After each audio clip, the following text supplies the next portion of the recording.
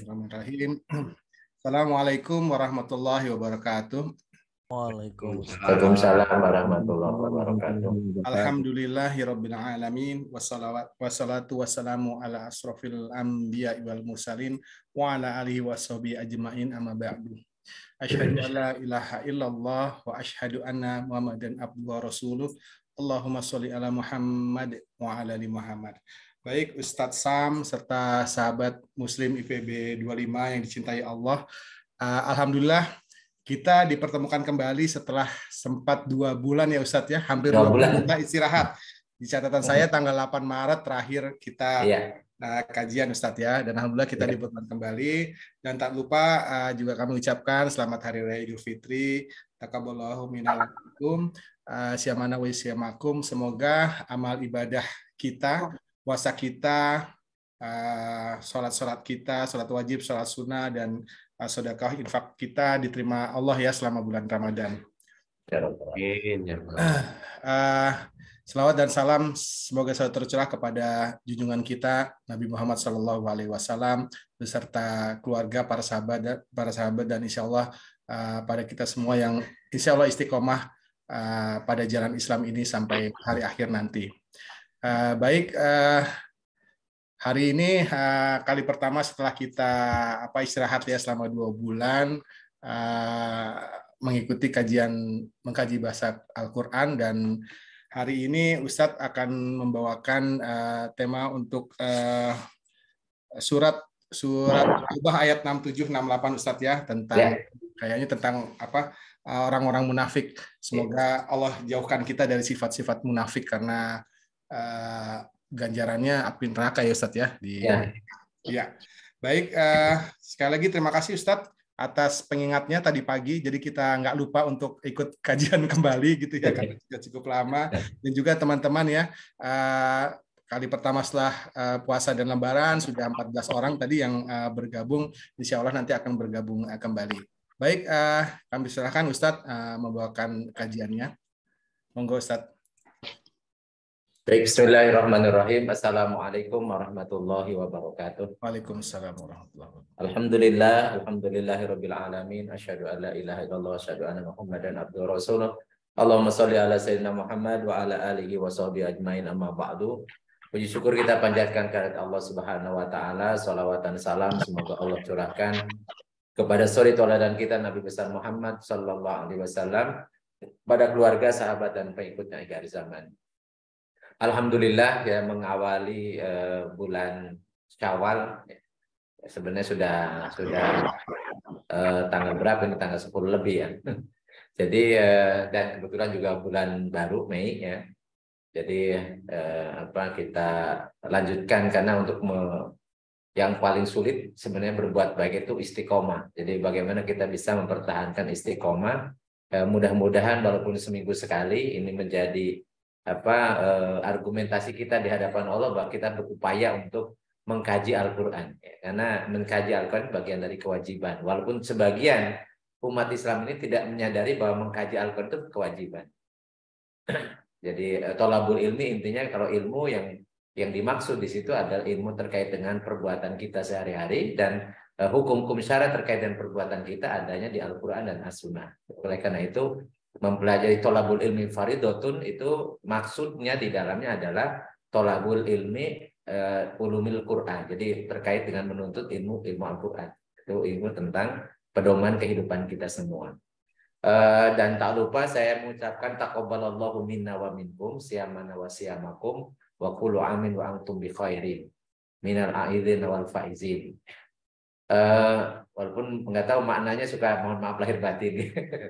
Jadi taqabbalallahu itu menggunakan fi'il madi, taqabbala Allahu, Allah sebagai fa'il ya. Taqabbalallahu maksudnya Allah. Jadi kalau kepada Allah menggunakan kata kerja bentuk lampau, maksudnya pasti.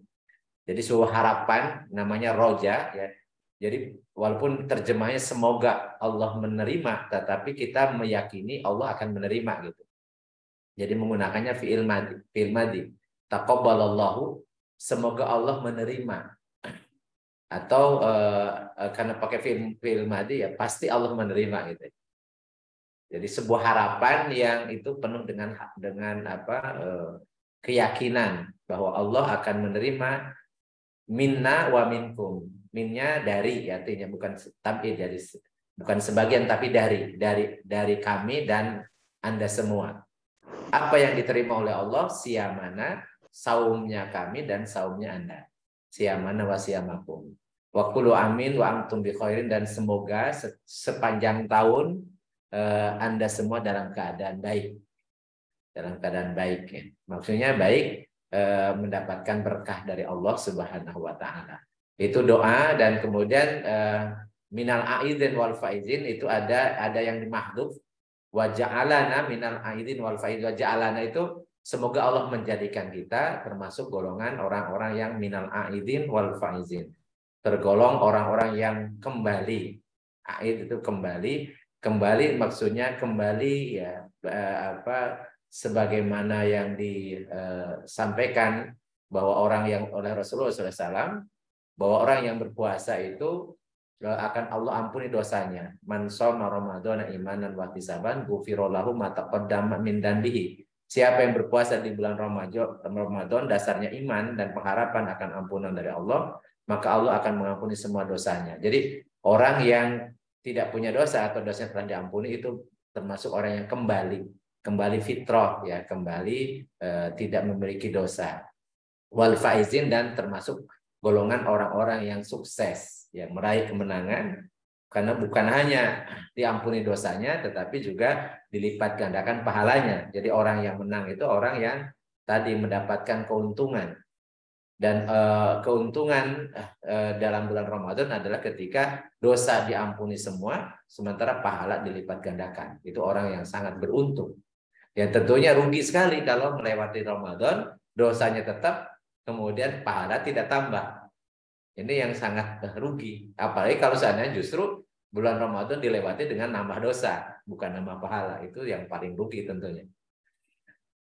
Dan mudah-mudahan ya kita semua ya ditakdirkan oleh Allah ya akan memberikan, Allah akan pertemukan kita kembali di bulan Ramadan yang akan datang. Ya mudah-mudahan Ramadan kemarin bukan Ramadan terakhir kita ya. Mudah-mudahan kita berdoa dari Allah berikan kesehatan.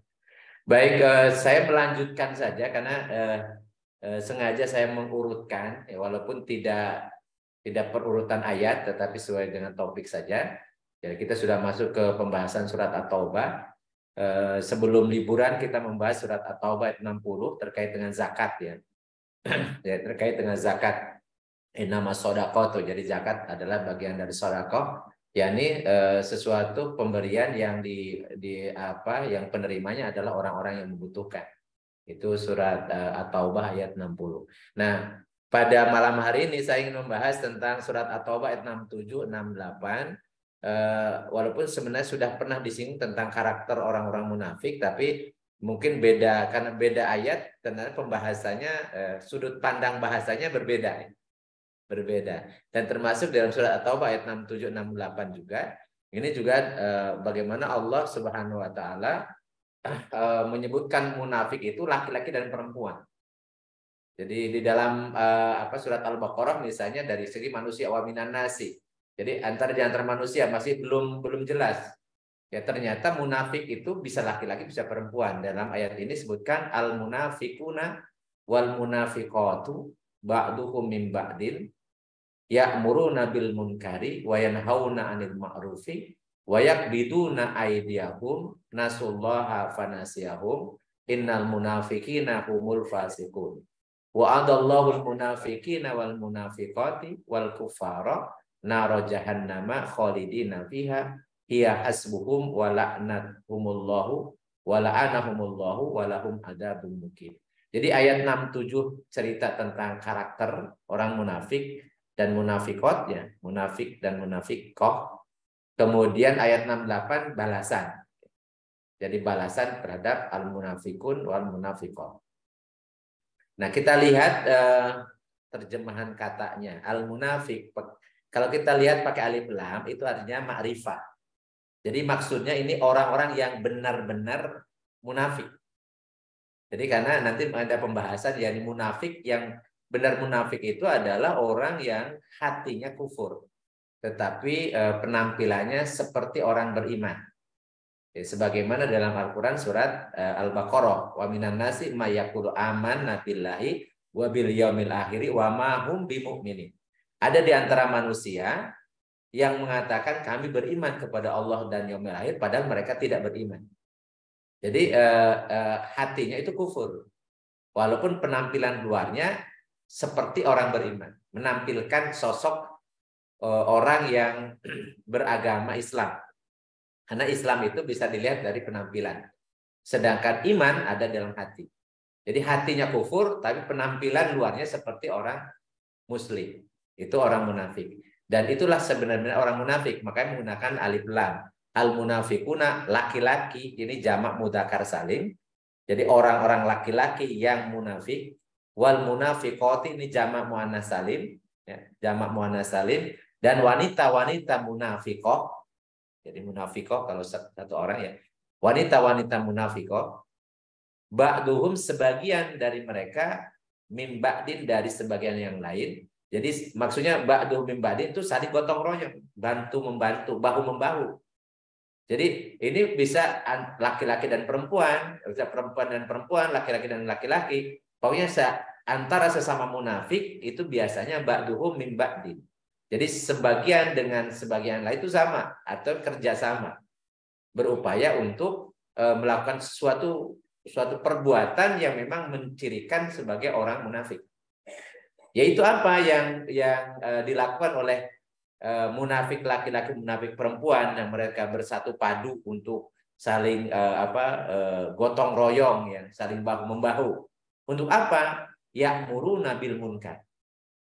Mungkin agak aneh di telinga kita ya, menyuruh kepada yang munkar. Jadi mereka mengajak bil munkar.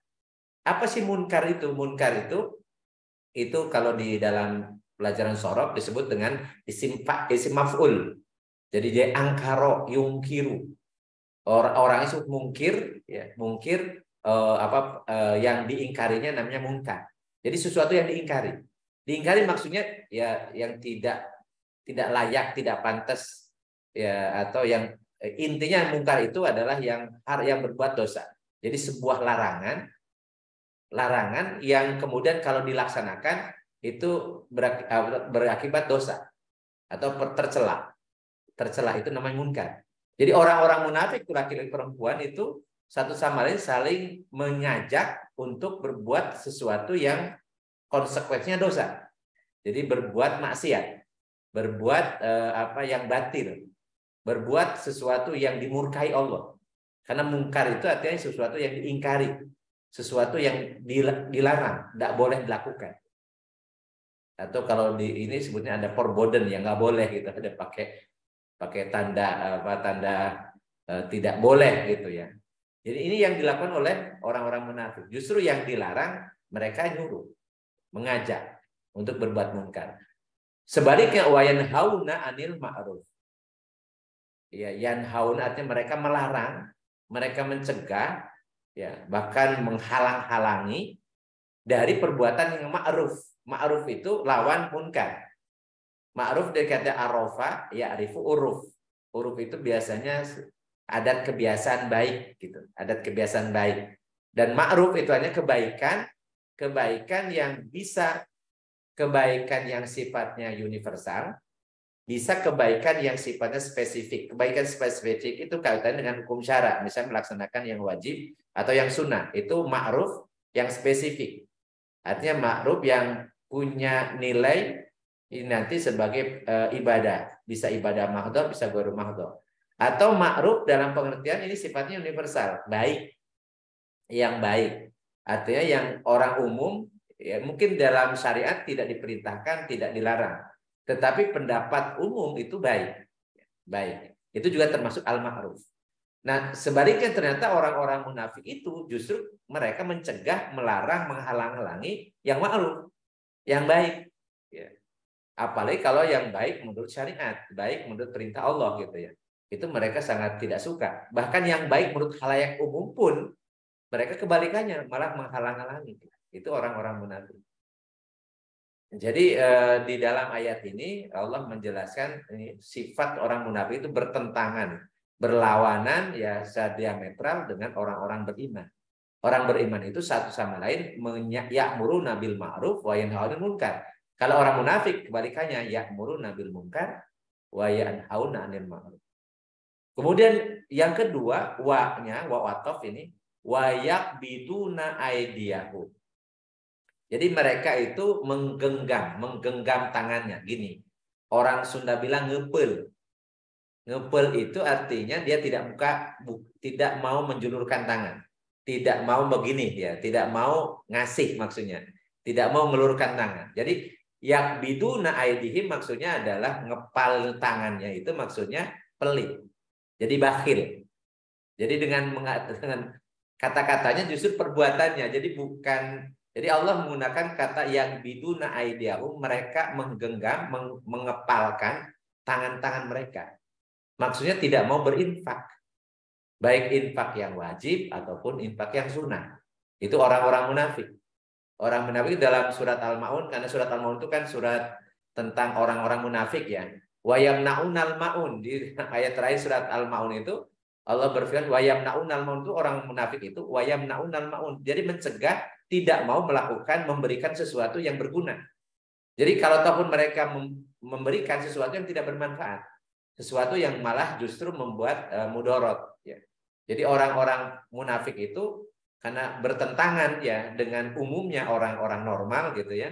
Justru kalau mereka mau membelanjakan harta kalau yang haram. Jadi mereka bisa membelanjakan ke misalnya minuman keras, macam bisa sepertinya ya dermawan, tapi dermawan untuk melakukan suatu kemaksiatan. Itu orang-orang munafik. Jadi kebalikannya. Jadi kalau untuk nyumbang ke masjid ogah dia, tapi kalau untuk nyumbang misalnya hiburan, kemudian dugem itu senang dia. Ya, untuk ngasih nafkah ke istrinya yang sah itu pelit. Tetapi untuk menafkahi ya wanita lain ya simpanan atau selingkuhannya malah dia royal banget gitu. Itu orang munafik. Jadi berlawanan. Karena dia yang mungkar dikerjakan, malah yang ma'ruf dicegah. Itulah orang munafik. Makanya yakbiduna aydiyahum, maksudnya mereka tidak mau berinfak pada perbuatan-perbuatan yang diperintahkan atau di jalan Allah, berinfak di jalan Allah. Itu orang-orang yang pelit, yang bakhil, itu orang munafik. Nah, kemudian nasullah. Mereka itu lupa kepada Allah. Ini lawan dari orang beriman itu zikir kepada Allah. Yadhkurunallaha. Itu orang-orang yang beriman atau ulul albab. Yadhkurunallaha. Mereka selalu ingat pada Allah. Nah, orang munafik sebaliknya, nasullaha. Mereka melupakan Allah. Jadi dalam kesehariannya ya nggak pernah zikir kepada Allah. Jadi karena mereka kufur kepada Allah ya di hatinya, maka dia melupakan Allah. Jadi dalam kehidupannya dia lupa kepada Allah. Maka kemudian panasiyahum, Allah membalas. Jadi Allah pun melupakan mereka. Nah, kalau misalnya kita ini milik Allah, kemudian pemiliknya melupakan yang dimiliki, kita kira-kira itu berarti yang dimiliki itu dianggap tidak bermanfaat, tidak berfaedah gitu ya. Jadi kalau kita misalnya kita punya punya barang nih, ya, punya HP. Tapi kita lupa bahwa kita punya HP sehingga yang kita lupakan pasti tidak bermanfaat kan? Karena kita lupakan. Nah, kalau seandainya orang munafik karena dia melupakan Allah, kemudian Allah melupakan dia, artinya tidak dianggap, tidak berfaedah, tidak bermanfaat gitu. Jadi rugi sekali tentunya orang yang dilupakan sesuatu yang dilupakan oleh pemiliknya. Jadi tidak digunakan, tidak bermanfaat, bahkan dianggap tidak ada gitu. Dianggap tidak ada. Itu orang-orang yang munafik. Karena dia melupakan Allah, maka Allah akan melupakan mereka. Di dunia ataupun di akhirat. Jadi ini penafsiran Nasiyah itu bisa Allah melupakan dia di dunia sehingga ditelantarkan dia. Jadi dalam keadaan ragu-ragu, dalam keadaan bimbang, mereka ya'mahun. Jadi dibiarkan oleh Allah. Ya, dalam kebimbangan dan kegalauan, dalam ketidakjelasan hidupnya, arah hidupnya ya oleh Allah dibiarkan saja. Itu karena mereka melupakan Allah, tidak zikir kepada Allah, maka Allah melupakan mereka. Nah, kemudian di akhir ayat 67 Allah mengatakan innal munafiqina humul fasiqun.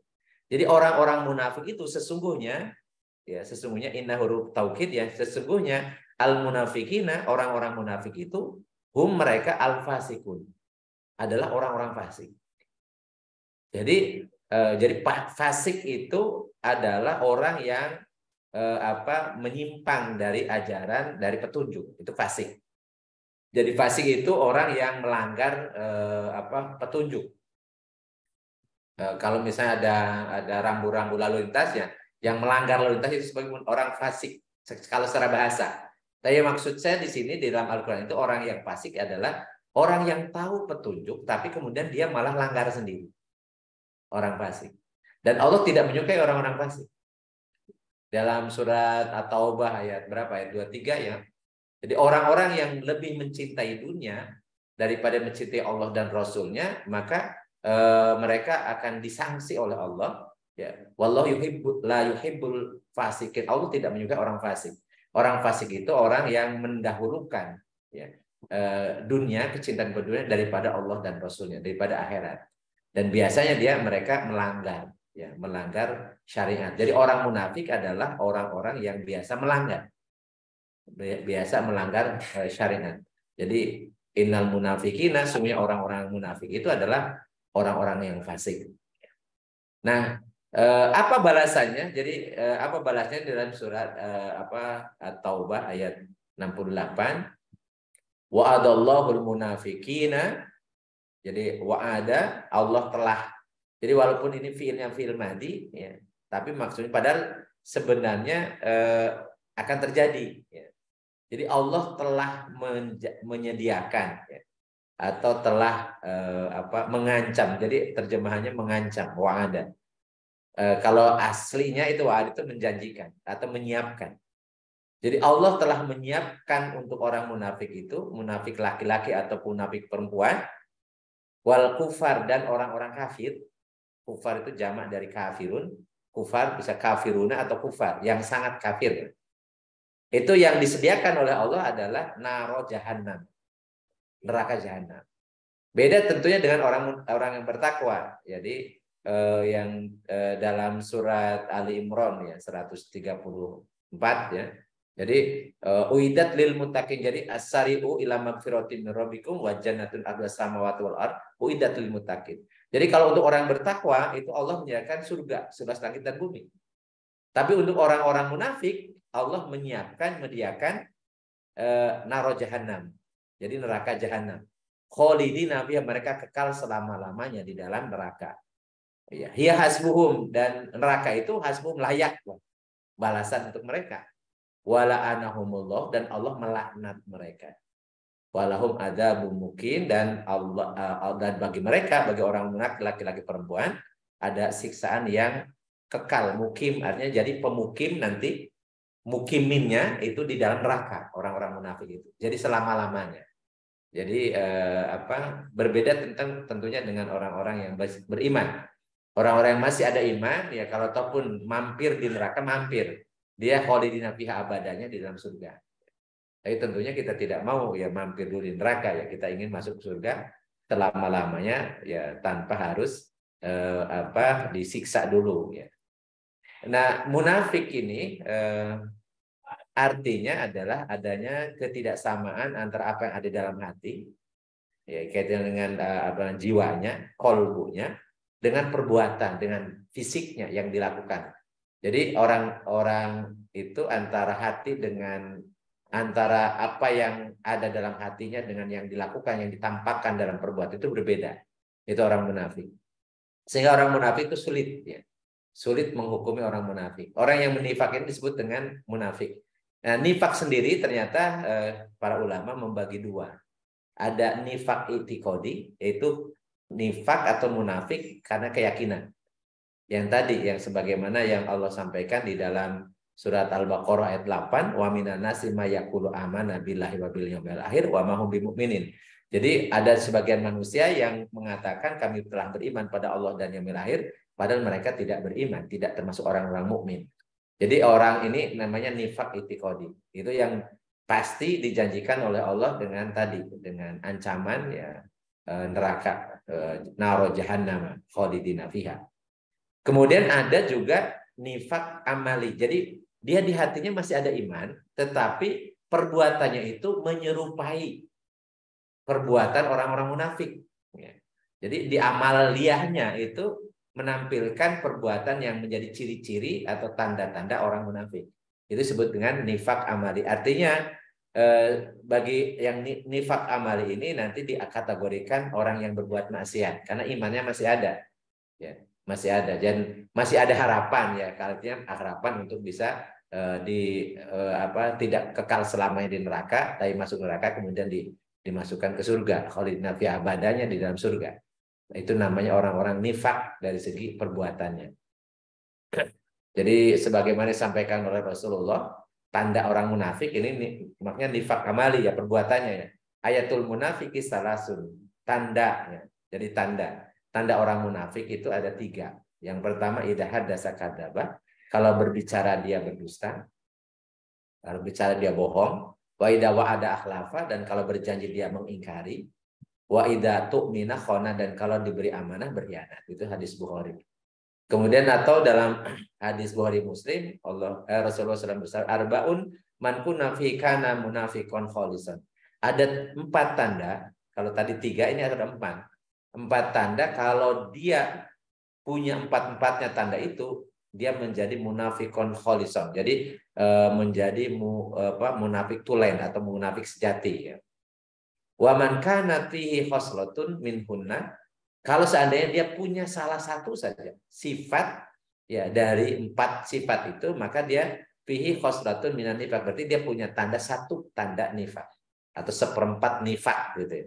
1/4 munafik. Ya.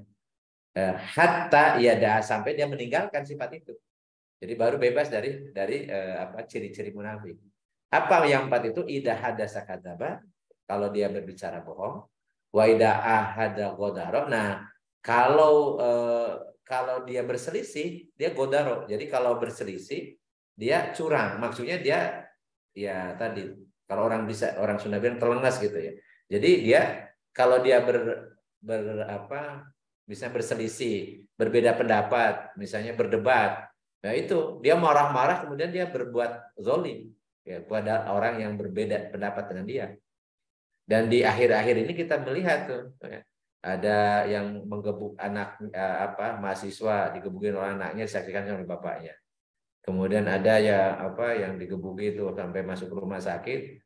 Ya, kemudian bapaknya juga terseret, akhirnya bapaknya dipecat, kemudian hartanya macam-macam itu. Itu karena kalau dia berbeda pendapat, selisih hal sepele, kami kemudian dia melampaui batasnya. Itu orang-orang munafik. Jadi ya kayak kalau gaya-gaya sekarang kayak buzzer gitu ya. Ya kalau dia menghina orang lain seenaknya, tapi kalau ada orang lain menghina dia, ya dia adukan ke pengadilan kan gitu ya. Dia laporkan kan gitu ya. Tapi kalau dia menghina, dia aman-aman saja. Itu orang-orang munafik.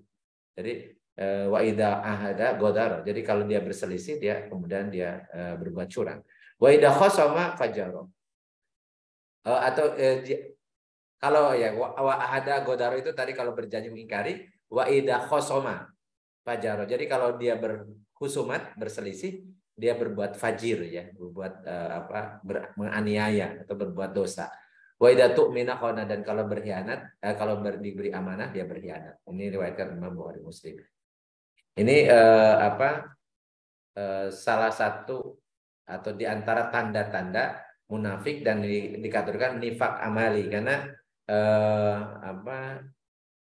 dia ini di hadis Rasulullah ini disampaikan oleh Rasul kepada para sahabat.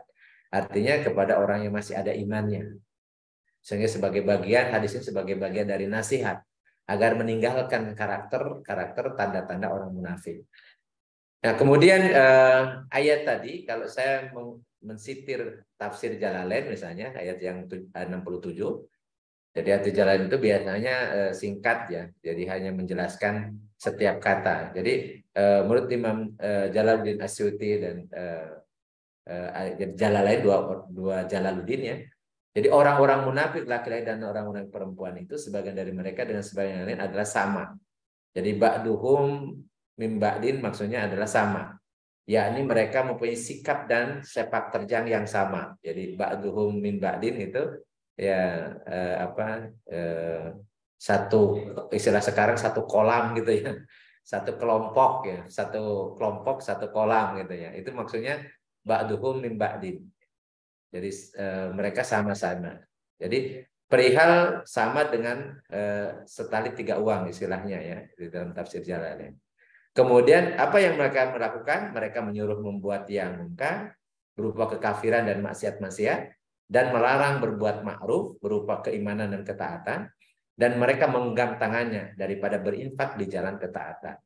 Mereka telah lupa kepada Allah, artinya mereka tidak mau taat kepadanya, maka Allah melupakan mereka. Jadi Allah membiarkan mereka melupakan pertanda sifat pemurah Allah. Jadi oleh Allah dibiarkan ya, tidak diberkahi hidupnya, ya, tidak berikan kebaikan. Sesungguhnya orang-orang munafik itu adalah orang-orang fasik. Jadi ini jadi menurut ayat ini karakter orang munafik itu ya kebalikan tadi sudah saya jelaskan ya, ya'muruna bil munkar wa yanhauna 'anil ma'ruf, yaqbiduna aydiyahum nasullaha fanasiyahum al-munafiqun fasikun. Kemudian ayat 68-nya menurut tafsir Jalalain, Allah mengancam orang-orang munafik laki-laki dan perempuan dan orang-orang kafir dengan neraka jahanam, mereka kekal di dalamnya. Cukuplah neraka itu bagi mereka sebagai pembalasan dan hukuman, dan Allah melaknat mereka, dia menjauhkan mereka dari rahmatnya, dan bagi mereka azab yang kekal atau yang abadi. Jadi balasan bagi orang-orang munafik itu naro jahannam khalidina fiha la'anahumullahu, Allah melaknat mereka walhum adzabun muqim. Jadi ayat 67 terkait dengan karakter orang munafik, saya ada 68-nya sebagai balasannya. Sebenarnya masih banyak beberapa sifat buruk orang munafik lainnya yang kalau kita buat tabelnya seperti ini ya, hadis Rasul tadi. Jadi selain tadi ya nyuruh kepada mungkar, mengajak yang menyuruh mungkar, melarang yang ma'ruf ya, juga ingkar janji tadi, kemudian suka berdusta, suka berkhianat. Nah, dalam ayat yang ini sebutan malas beribadah. Jadi beribadah itu malas-malasan ya. Oida komu ila sholati komu kusala. Jadi kalau orang munafik itu kalau ataupun berdiri untuk sholat, berdirinya dia malas. Ya. Kemudian suka bersumpah palsu. Ya. Jadi senang banget mengatakan demi Allah aku akan ini. Jadi biasanya janji pun dia pakai sumpah. Padahal ya menurut Islam itu sumpah itu sesuatu yang sangat berat di hadapan Allah. Jadi kalau mengatakan dia demi Allah itu dunia akhirat ya. Jadi tidak mudah orang beriman itu tidak mudah bersumpah. Jadi orang munafik tadi biasa dia suka sumpah ya. Bahkan dia mengambil sumpah gitu. Tapi kemudian dia sumpah itu dia ingkari sendiri ya. Dia tidak penuh sendiri. Kalau berbuat baik biasanya ria ya. Seperti sholat pun ya orang-orang munafik itu fawailul lil musallin alladzina hum an sholatihim sahun alladzina hum yuraun. Jadi mereka sholatnya orang munafik itu celakalah orang-orang sholat, yaitu orang-orang yang sholatnya lalai, yaitu orang yang ria. Jadi yang sholat mereka tuh ria, ingin dilihat orang. Demikian pula kebaikan yang lain, kalau tidak dilihat orang dia tidak mau. Kalau tidak dipublikasikan, ya tidak mendapat apresiasi, mereka tidak mau mengerjakan. Maka orang-orang munafik itu di zaman Rasul itu tidak pernah ada di jamaah sholat isya dan sholat subuh. Karena sholat isya dan sholat subuh tidak terlihat oleh orang. Karena dulu ya di Masjid Nabawi belum ada listrik. Jadi kalau subuh sama isya itu gelap, jadi tidak ada yang melihat. Maka orang munafik tidak akan hadir di situ. Kemudian suka iri dan dengki terhadap kesuksesan orang lain ya. Jadi orang-orang ini memang disebut dalam surat Al-Baqarah itu fi qulubi maradun. Di dalam hati mereka ada penyakit. Ya, penyakit salah satunya ada iri dengki. Jadi tidak suka kalau umat Islam ini sukses. Tidak suka kalau ada tetangga yang ternyata memiliki kelebihan dari dirinya. Jadi memang orang-orang munafik itu diliputi dengan sifat-sifat yang jelek ya, dalam hatinya tidak malah senang kalau orang lain mendapatkan kesuksesan, tapi dia sebaliknya. Kemudian ingin menang sendiri itu juga ciri orang munafik. Jadi kalau berdebat itu ya dia kuasai itu kemudian sambil marah-marah. Ya. Jadi karakter ini sering kita lihat. Ya. Jadi ketika berbeda pendapat dia tadi ingin menang sendiri dan ingin didengar sendiri. Ini bahaya ya. Jadi kalau kita diperintahkan kalau memang bukan hak kita untuk bicara, ya kita wajib mendengarkan. Jadi tak orang lain ya. Ketika kita diberikan untuk kesempatan berbicara, ya berbicara. Dan kemudian kita nyampaikan juga yang baik, dari yang baik. Jadi kita kalau ataupun ngomong ya biasakan ya, Rasulullah mengatakan man kana yu'minu billahi wal yawmil akhir falyaqul khairan aw liyas. Siapa yang beriman pada Allah dan yang akhir, dia harus berkata yang baik atau diam. Jadi memang kata-kata orang beriman itu mesti kebaikan yang keluar dari mulutnya. Tapi beda dengan orang munafik. Orang munafik itu tidak mau tahu. Kadang dia nggak ngerti pun dia seakan-akan orang yang orang yang menguasai. Jadi berpura-pura pintar, padahal dia tidak ngerti gitu. Ya, karena memang orang-orang munafik biasanya sombong, dia meremehkan orang lain. Ya, batrul haq wa ghamtun nas. Jadi Rasul mengatakan al-kibru batrul haq wa ghamtun nas. Orang sombong itu adalah yang menolak kebenaran dan meremehkan orang lain. Kemudian juga pelit, tidak mau berbagi dengan orang lain, ya. Jadi tidak mau berinfak. Jangankan dalam keadaan sempit, ke depan lapang pun nggak mau. Berbeda dengan orang bertakwa. Orang-orang yang bertakwa itu alladzina yunfikuna fis sarra wad dharra. Orang yang biasa berbagi, baik dalam keadaan lapang ataupun sempit.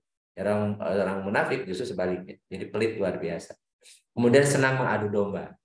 Jadi ini selain tadi yang ya, di dalam ayat 67 ya, itu ternyata banyak sekali dalam Al-Qur'an disebutkan karakter-karakter buruk orang munafik. Dan kita bisa melihat ya dalam keseharian kita. Dan beberapa balasan bagi orang lainnya sekali tadi bahkan diancam dalam surat An-Nisa ayat 145, innal munafiqina fi darkil asfal minan nar. Jadi asfal artinya paling bawah. Sufla itu bawah, aspal itu paling bawah. Jadi superlatif dari bawah adalah paling bawah, aspal namanya. Jadi aspal itu dari bahasa Arab, artinya sesuatu yang ditempatkan pada paling bawah di dasar. Jadi orang munafik itu berada di paling dasar dari api neraka. Walan tajidalahum nasiro. Dan pakai lananya tidak pernah dia dapati orang munafik itu seorang penolong pun. Jadi mereka tidak akan ada yang nolong. Jadi kenapa? Karena mereka ya waktu di dunia pun ya malah justru dia bukan memperbanyak teman untuk saling tolong menolong, tapi justru mereka malah memperbanyak musuh. Itu orang munafik. Sehingga nanti di akhirat juga akan diabaikan. Tidak ada yang mau mendekatinya. Yang ada justru saling memusuhi nanti. Karena satu sama lain orang-orang penghuni neraka itu akan saling mencela dan kemudian saling menyalahkan. Itu orang-orang penghuni neraka. Kemudian wabasyiril munafiqin nabi annalum adzaban aliman. Kalau tadi adzaban mukim, jadi siksaan yang mukim di situ yang tetap, yang abadi. Nah, sekarang ini lahum adzabun alim. Jadi siksaan yang sangat pedih. Dan mengatakan basyir, berilah kabar gembira, maksudnya justru sindiran. Ya, berikan kabar gembira orang-orang munafik itu bahwa bagi mereka ada siksaan yang sangat pedih. Sehingga ya tentunya bagi kita semua ini berupaya untuk menghindari. Tentunya insya Allah di antara kita tidak ada yang nifak iktikodi ya, nifak betul-betul karena nggak mungkin di antara kita yang ada di Zoom ini ya orang yang hatinya kufur, nggak mungkin. Kita ini orang beriman, tetapi tentunya harus waspada jangan sampai kita termasuk orang-orang yang nifak amali. Artinya kita berusaha untuk menjauhi sifat-sifat orang munafik yang disampaikan dalam ayat ini dan juga dalam beberapa ayat atau hadis Rasulullah SAW. Dan tentunya kita juga menjaga anak keturunan kita agar tidak sampai terkena ya tadi karakter atau sifat-sifat orang-orang munafik. Demikian pengantar diskusinya. Ini khawatir makin malam makin ngantuk. Ya. Jadi bisa kita ngobrol selanjutnya. Baik, Saya kembalikan ya.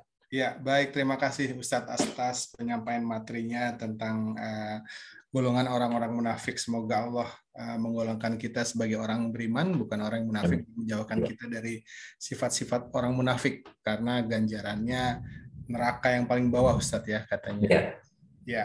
Baik. Selanjutnya dipersilahkan buat teman-teman yang ingin bertanya atau ada yang didiskusikan, baik berhubungan dengan materi kajian maupun di luar itu, Ustadz ya. Boleh, enggak? Baik, dipersilahkan. Mau yang dari jauh dulu, dari Samarinda boleh. Ya, monggo Kang Cucu. Iya. Silakan. Assalamualaikum warahmatullahi wabarakatuh. Waalaikumsalam. Ya, Waalaikumsalam Pak warahmatullahi Ustadz, wabarakatuh. ini yang dimaksud dengan munafik itu kan berarti orang-orang yang apa namanya Muslim dan non Muslim. Apakah orang yang termasuk Muslim ataukah yang juga yang non Muslim?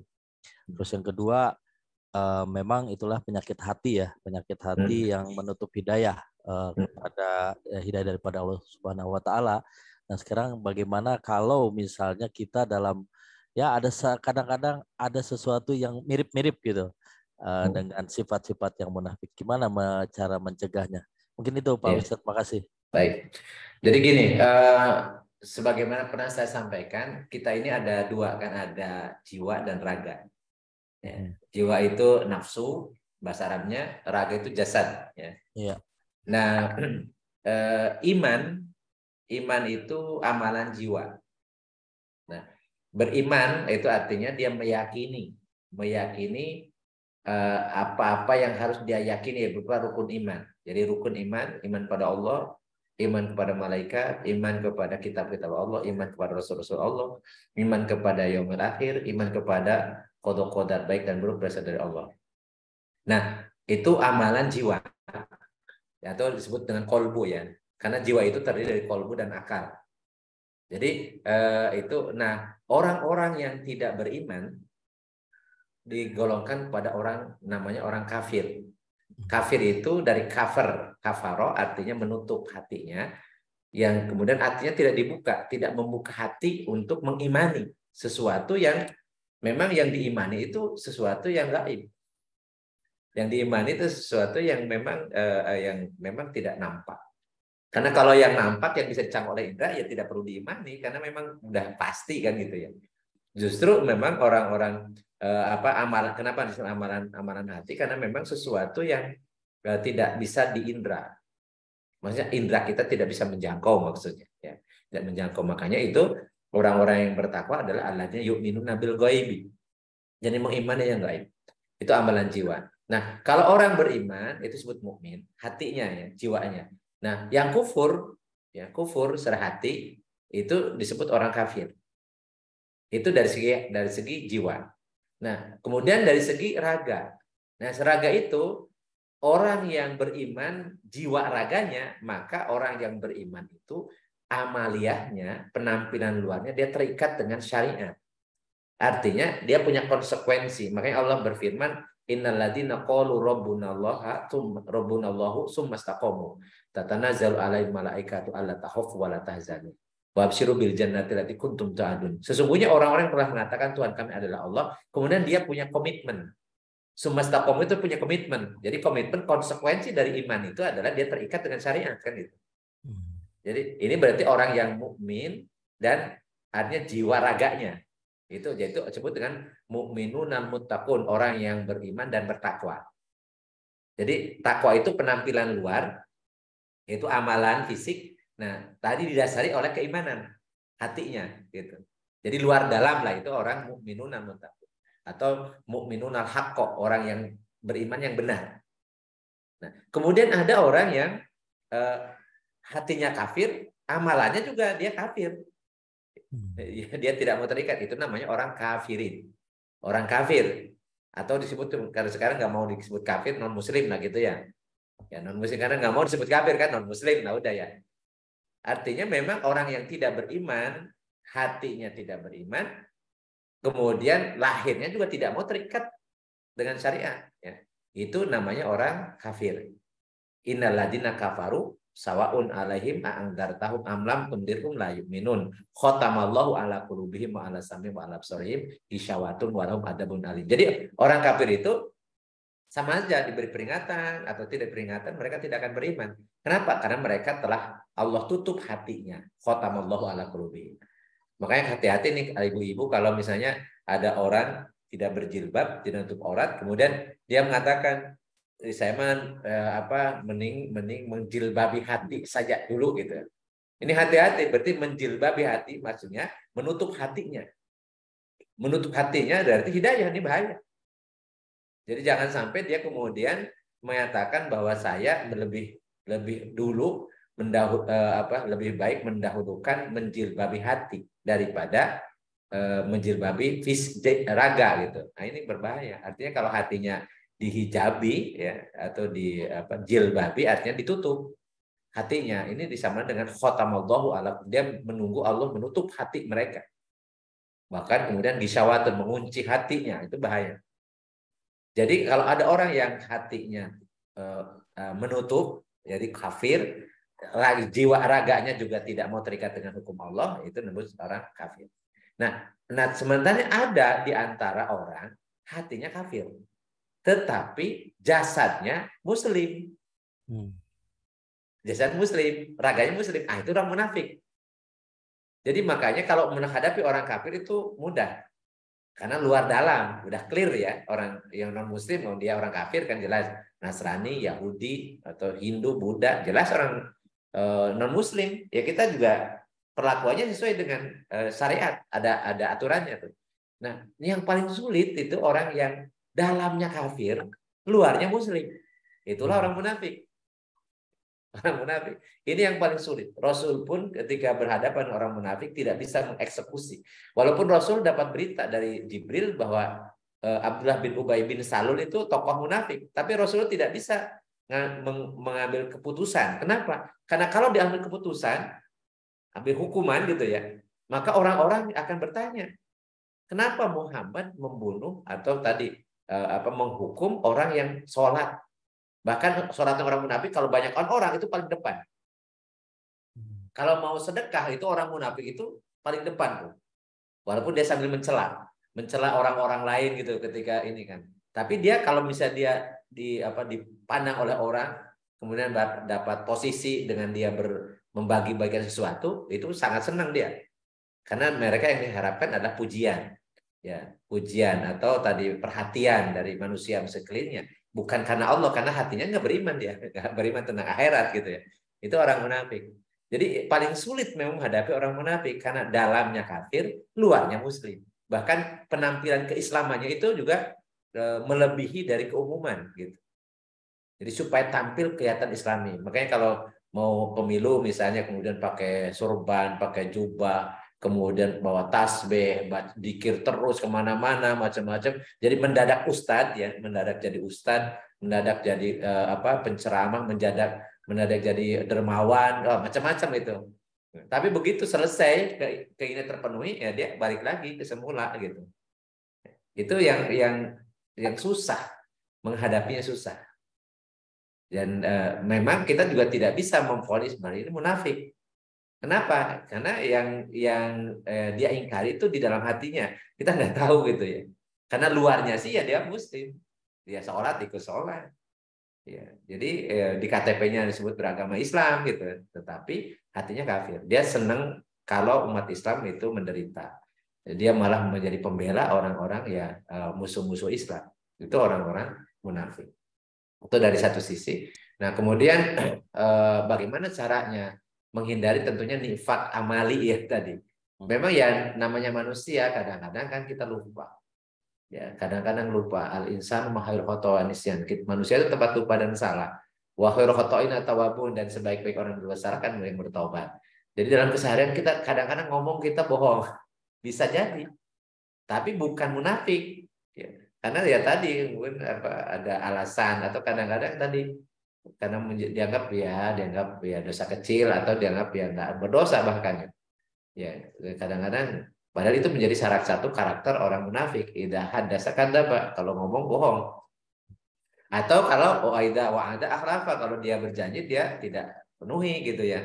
Bisa jadi kita berjanji ya. Dan biasa makan dari itu ini penting bagi kita untuk mendidik anak kita, jangan sampai kita mendidik salah.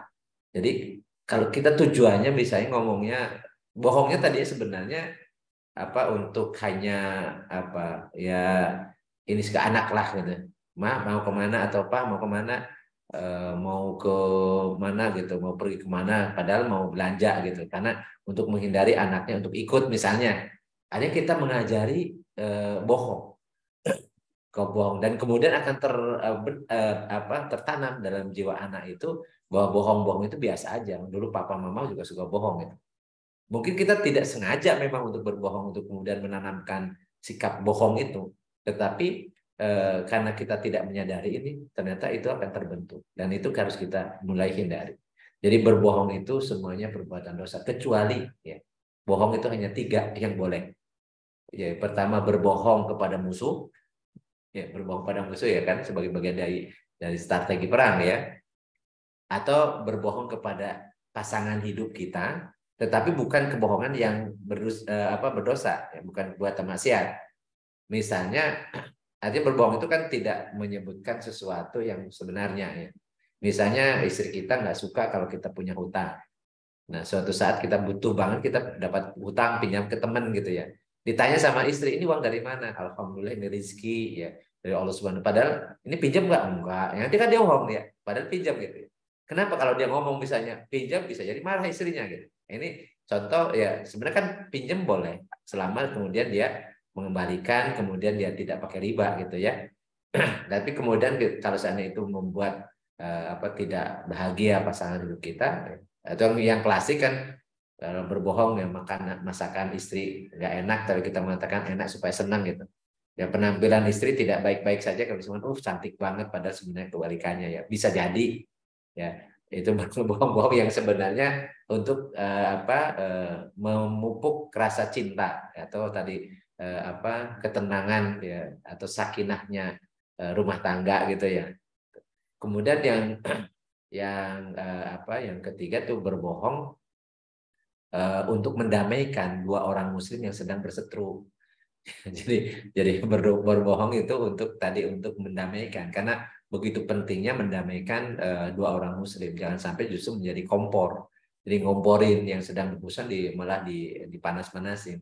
Kita harus menjadi tukang sol, tukang patri gitu ya. Dan bahkan berbohong pun untuk mendamaikan ini boleh. Misalnya ada kasus, ada si A dan si B sedang berurusan. Kemudian saya mengatakan ke si A, si B itu sebenarnya mau baikan, mau minta maaf. Padahal belum pernah ngomong seperti itu. Kepada si B juga mengatakan itu si A sebenarnya mau minta maaf, tapi enggak. Nah, padahal juga nggak pernah ngomong itu. Ini kan berbohong ya. Ternyata begitu ketemu si A dan si B, udah disampaikan tuh ya, bahwa mereka ingin ketemu, kemudian mereka akhirnya baikan. Dan itu diperbolehkan. Sisanya berbohong apapun alasannya nggak boleh. Itu dan bisa jadi kita mungkin tak sengaja kita melakukan itu, atau janji tidak ditepati, atau tidak amanah gitu ya, pernah tidak amanah. Dan itu semua kalau pernah kita lakukan, maka kita bertobat. Bertobat itu artinya berhenti, nyesel, tidak ngulang lagi. Berhenti, nyesel, nggak ngulang lagi gitu ya. Jadi kalau ada hak adami yang kita pakai, kita minta dibebaskan, dimaafkan, atau tadi dikembalikan. Itu cara mencegah. Jadi memang dibiasakan jujur, dibiasakan tepat janji, ya, nepatin janji, dan dibiasakan amanah. Jadi supaya kita, dan dibiasakan ya, karena kalau tidak dibiasakan ya susah. Karena semua kebaikan ini harus dibiasakan. Walau alam bisawab. Oke, terima kasih. Terima kasih, Bang Cucu. Semoga jawab. Iya. Kita beralih ke ini, Ustadz, ada chat nih dari Mbak Santi. Ya. Mau tanya Ustadz, apakah orang yang digolongkan nifak intikodi masih dapat dimaafkan oleh Allah? Dan apakah mereka termasuk orang-orang yang telah dimulukan Allah sesuai At-Taubah 6667? Iya. Ya. Jadi semua dosa kalau bertobat sebelum nyawa di tenggorokan. Jadi malam yugorgir ya. Apakah dosa itu masuk dalam syirik, dosa munafik, dosa nifak, dosa zolim ya, semua itu kalau dia bertobat maka Allah akan ampuni. Tapi syaratnya bahwa tobatnya itu ketika dia masih sadar. Nyawa belum sampai tenggorokan gitu ya. Artinya memang senang bertobat. Ya, sebagaimana yang Allah sampaikan, ya ibadiyalladzina asrafu ala anfusihim la taqnatu mir rahmatillah innallaha yaghfiru dzunuba jami'an innahu wal ghafurur rahim. Wahai hamba-hambaku yang telah terlanjur berbuat salah, jangan berputus asa dari kasih sayang Allah, karena sesungguhnya Allah akan mengampuni semua dosa, karena sesungguhnya Allah Maha Pengampun lagi Maha Penyayang. Jadi atau dalam hadis Rasulullah sebutkan at-taibu minad danbi kama la danbalahu. Jadi orang yang bertobat dari dosa seperti orang tidak punya dosa. Tetapi at-taibu minad danbi wal aidu ilahi kamanin mustaji'u birobi. Orang yang berbuat dosa, bertobat dari dosa, kemudian mengulang lagi dosanya. Itu seperti orang memperolok-olok Tuhannya. Jadi kalau dia tobat, apapun yang dilakukan, termasuk sifat nifak tadi, kemudian bahkan musyrik sekalipun, kalau ditobati sebelum ajal tiba, Allah akan ampuni. Nah, bagaimana kalau seandainya sampai wafatnya, sampai meninggal dia tidak bertobat? Nah, ada dua memang yang disebutkan di dalam ada orang yang tidak akan diampuni oleh Allah. Itu adalah pertama orang musyrik. Yang kedua orang yang orang kafir ya, kafir. Jadi kafir atau ini musyrik juga kafir juga, tapi kafir itu kan dibagi dua. Innal ladzina kafaru min ahlil kitab wal musyrikina. Jadi sungguhnya orang-orang kafir terdiri dari ahlul kitab dan orang-orang musyrik. Finari jahannam khalidina fiha, jadi kekal selamanya di neraka. Artinya orang-orang yang sampai mati dalam keadaan kafir, yaitu non muslim atau musyrik ya, agamanya bukan Islam, maka mereka akan kekal selamanya di dalam neraka. Lalu orang munafik itu sebenarnya lebih berat daripada orang kafir. Karena yang dimaksud kafir itu kan sebenarnya intinya di hatinya. Hati mereka ingkar. Hati mereka menutup hati mereka. Itu orang kafir. Dan orang munafik adalah orang kafir hatinya. Jadi jiwanya itu kafir, dia menutup hatinya. Dia tidak beriman. Maka dari itu balasan bagi orang munafik itu jauh lebih berat ketimbang orang kafir sekalipun. Jadi fidarkil asfali minan nar. Jadi karena kalau orang munafik sampai wafatnya dia, sampai matinya dia tidak bertobat dari munafiknya itu, maka mereka termasuk yang tidak akan diampuni oleh Allah. Dia akan masuk neraka selama-lamanya karena mereka akan digolongkan kepada orang kafir, dan bahkan lebih berat lagi daripada orang kafir, ada di bawahnya orang kafir lagi tempatnya. Di asfali minan nar. Jadi orang kafir saja akan masukkan ke neraka, tapi orang munafik diancamnya asfal minan nar. Jadi lebih berat lagi, artinya mereka akan kekal selama-lamanya di dalam dasar api neraka. Itu orang munafik. Sehingga lebih keras lagi sanksinya dibandingkan dengan orang kafir sekalipun. Nah, kemudian ada juga yang tidak akan diampuni, itu musyrik. Musyrik bisa jadi orang penampilannya muslim, tapi kemudian di hatinya dia menduakan Allah. Jadi Allah berfirman Allah tidak akan mengampuni orang-orang musyrik, ya. Dan Allah akan mengampuni dosa selain musyrik. Ya. Jadi Allah akan mengampuni dosa kecuali musyrik. Kalau dia sampai mati. Kalau sampai mati dia kemudian tidak bertobat dari musyriknya, maka Allah tidak akan ampuni. Artinya digolongkan kepada yang tadi orang-orang kafir, ya, ahlul kitab wal musyrikina gitu, termasuk dalam orang-orang musyrik. Walaupun mungkin di KTP-nya muslim, tapi di keyakinannya dia meyakini ada Tuhan selain Allah. Dan sekarang juga berkembang tuh. Bahkan ada yang mengaku rujukan dia itu bukan kitab Allah dan sunnah Rasul, tetapi ada bermazhab pendiri bangsa ini gitu ya, yang kemarin sholat di Id ya, kemudian ada campur gitu ya, dia kata mazhabnya mazhab Soekarno. Aneh kan sebenarnya, karena kita pahami Soekarno itu bukan ulama, bukan mustahid, kok jadi mazhab gitu. Jadi ini berarti ini ajarannya pasti bukan, rujukannya bukan Al-Quran dan As-Sunnah gitu. Pasti. Oleh karena itu yang seperti ini kan bahaya ini. Karena mempersekutukan Allah dengan yang lain dalam beribadah dan juga dalam keterikatan terhadap hukum syariatnya. Jadi dianggap ada yang syariat dari selain Allah yang wajib dia ikuti. Jadi orang-orang musyrik kalau dia tidak bertobat dari musyriknya sampai mati, maka dia termasuk orang tidak akan diampuni. Nah, sementara orang-orang yang tidak musyrik masih ada iman, bisa jadi walaupun terbawa mati, bisa jadi oleh Allah ampuni. Jadi karena ada imannya, kemudian walaupun belum bertobat tuh, tapi tidak musyrik dan bukan munafik. Jadi bukan munafik, bukan musyrik, dan bukan orang kafir ya. Kemudian dia mati belum tobat, ada kemaksiatan, disebut maksiat yang dia lakukan dan sampai terbawa mati. Maka bisa jadi Allah akan ampuni karena bisa jadi karena doa anak-anaknya. Ketika anaknya mengatakan Rabbana Allahumma gfir lahu, Allahumma gfirli wali walidayya warhamhuma kama rabbayani shaghira, ya Allah ampuni aku dan ampuni kedua orang tuaku, maka doa anaknya dikabulkan, maka diampuni dosa-dosa orang tuanya ada di alam barzah. Itu selama orang tuanya bukan musyrik, bukan orang munafik. Bukan orang kafir, bukan orang musyrik, bukan orang munafik. Ya, jadi karena kafir, musyrik, munafik itu satu kelompok gitu ya. Karena hatinya memang tidak beriman dia. Atau tadi musyrik itu menduakan ya, dalam keimanan, keyakinan, menduakan Allah dalam beribadah dan dalam bertuhan. Jadi baik uluhiyah atau ubudiyahnya. Harusnya ia karena na'budu wa iyyaka nasta'in, tapi dia beribadah juga ke yang lain. Itu orang-orang munafik, orang-orang musyrik. Wallahu alam. Mudah-mudahan itu yang dimaksud ya. Jadi Mbak Santi ya. Ya, baik, terima kasih Mbak Santi, semoga terjawab ya. Jazakallahu khairan Ustadz, kata Mbak Santi. Baik, teman-teman yang lain, monggo dipersilahkan jika ada pertanyaan atau ingin ada yang didiskusikan.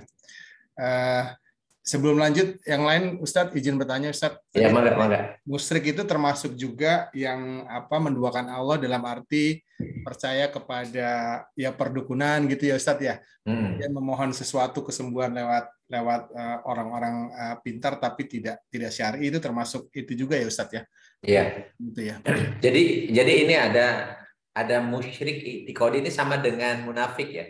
Ada musyrik i'tiqadi. Musyrik i'tiqadi itu bisa seperti dulu orang-orang jahiliyah, atau sekarang misalnya orang-orang yang beragama ardi ya, agama yang di bumi ini. Jadi yang Tuhannya ada patung, ada matahari, ada macam-macam, itu musyrik i'tiqadi. Jadi akidahnya musyrik itu. Nah, kemudian ada musyrik dengan meyakini ada sesuatu selain Allah yang bisa memberi manfaat atau bisa mendatangkan mudarat atau bisa mencegah kemudaratan. Jadi ada kekuatan selain Allah gitu. Sehingga dia selain beribadah kepada Allah juga beribadah ke yang lain. Selain meminta kepada Allah, dia juga meminta kepada yang lain. Maksudnya yang gaib gitu, yang dia yakini. Ya. Sebagaimana di KTP-nya Muslim, dia Muslim, tapi i'tiqadiknya itu kan tercampur dia. Ya. Jadi kalau musyrik yang sebenarnya tadi punya Tuhan selain Allah, jadi ya mengakui Tuhan selain Allah gitu, itu musyrik yang i'tiqadi. Kemudian ada juga i'tiqadi, tetapi di KTP-nya enggak, dia Muslim. Dia bukan munafik, bukan.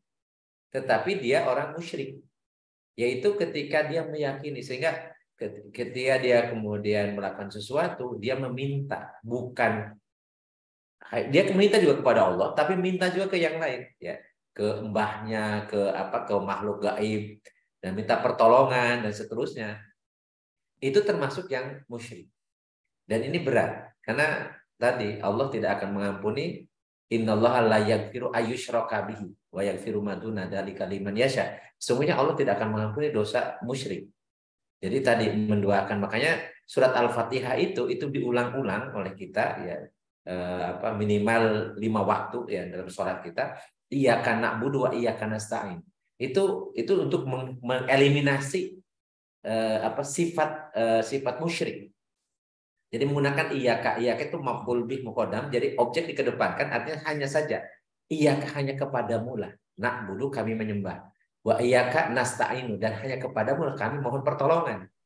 Jadi kalau ada meyakini ada yang dia ibadahi juga, ya dia sembah persembahan untuk dia ya, untuk yang menganggap yang mendiami satu tempat yang angker, kemudian dia yakini, kemudian dikasih persembahan, kemudian nyembelih kambing hitam misalnya kan, kemudian atau ayam hitam, kemudian kepalanya dimasukkan di situ macam-macam. Dia i'tiqadi, dia meyakini, dia ada persembahan yang ada ritual yang dia buat dalam rangka menyembah itu juga. selain juga dia mungkin ya Tuhannya Allah.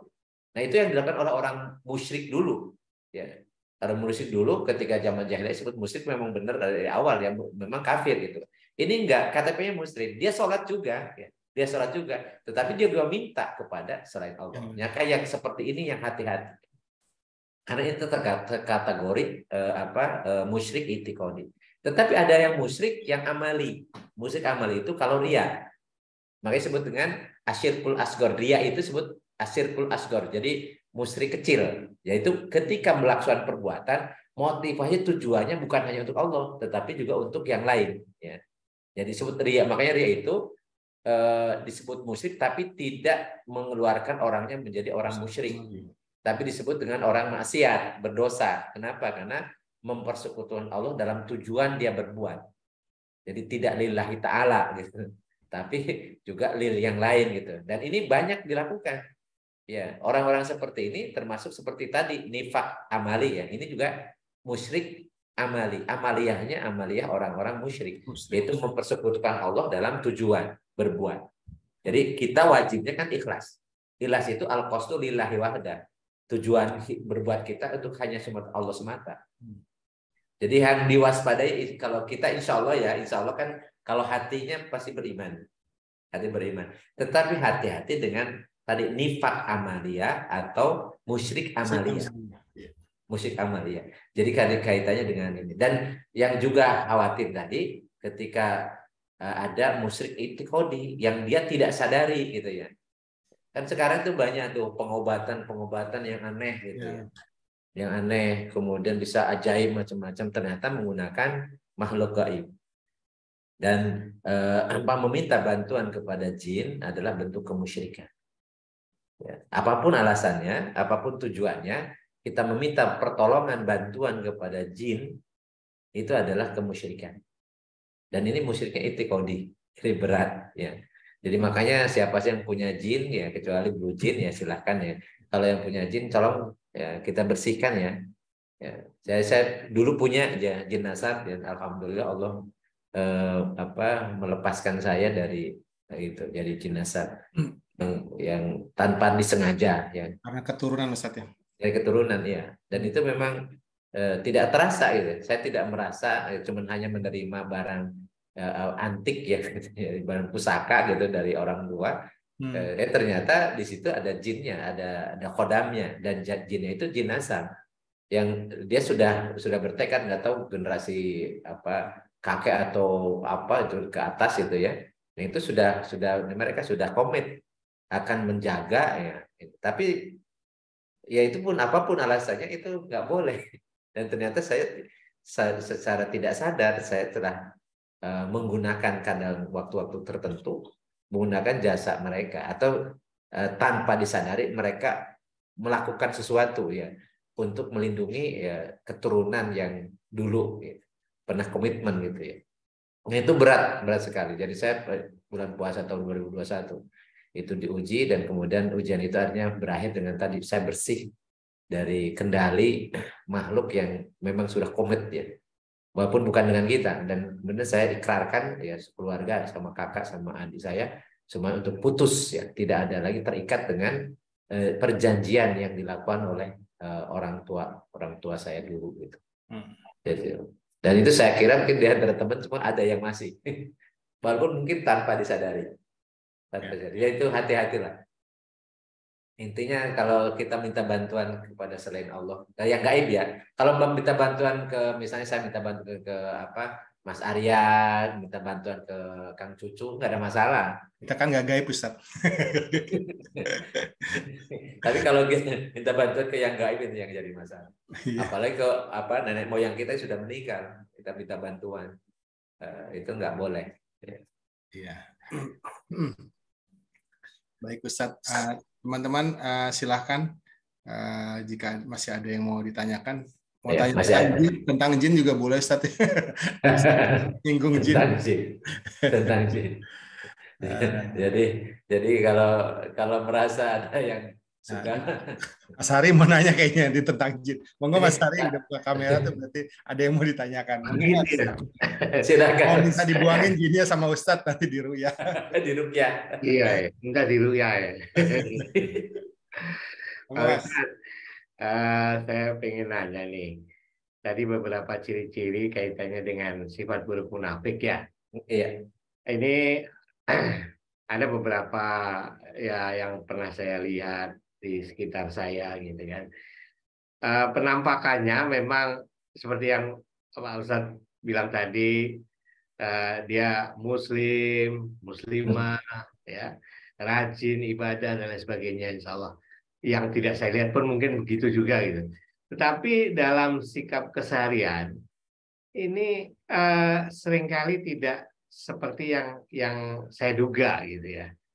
Ada kecenderungan sering melakukan konflik ya, membuat konflik dengan tetangga, dengan yang lain gitu kan. Terus kemudian membuat menuduh sesuatu yang tidak dilakukan oleh tetangganya atau oleh anak tetangganya misalnya ya. Sehingga yang seperti itu apa juga tergolong munafik, orang munafik atau ciri-ciri munafik seperti itu. Karena di ciri-ciri tadi tidak ada itu yang menuduh dengan tanpa bukti, menuduh dengan seenaknya, sering membuat konflik dengan orang lain gitu. Ya. Jadi dulu zaman hidup Rasul itu rombongan namanya Abdullah bin Ubay bin Salul, itu tokoh munafik di Madinah. Jadi orang Ansor yang menjadi dia derengkotnya orang munafik. Dia kemudian menuduh istri Rasul, ya, jadi Aisyah, ketika kebetulan beliau ketinggalan ya oleh rombongan Rasul, kemudian akhirnya tersusul oleh seorang sahabat yang karena beliau juga sahabat juga nggak tahu bahwa itu adalah Aisyah, kemudian diboncengkan, jadi diboncengkan di di untanya beliau. Begitu sampai di Madinah, nah kemudian orang munafik ini nuduh, ya suka nuduh Aisyah telah selingkuh lah intinya ya.